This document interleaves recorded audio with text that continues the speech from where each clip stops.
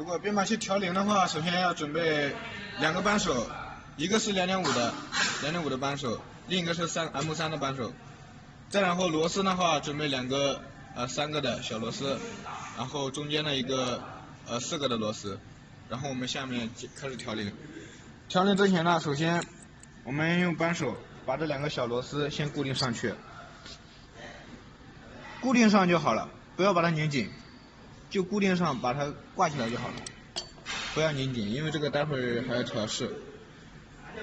然后中间螺丝我们直接把它放进去，这个 M5 的螺丝 ，M4 的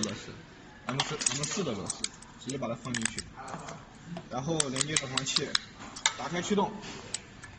首先找到零位 ，CU， 耐性驱动的话，直接 CU 找到零位，这个时候会显示当前的零位。我们把它找到正负200线，现在负的话是155，正的话300多，要稍微调试一下。拨动它中间的这个黄心，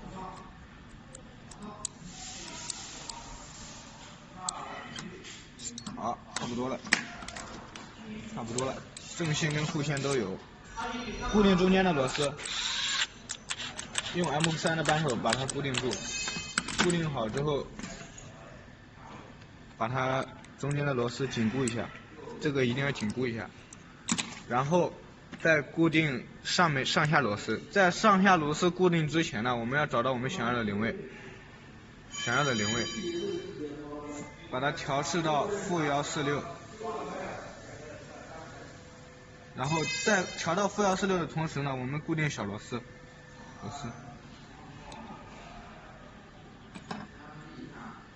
好，固定一个之后，看一下我们的零位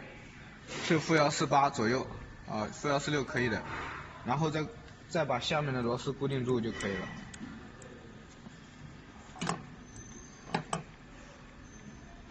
好，我们这个零位值呢，零位的偏差我们是正负的5线，那现在是负149，整个调零就完毕了。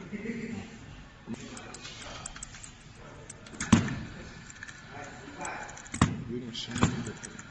好，本期视频就到这里。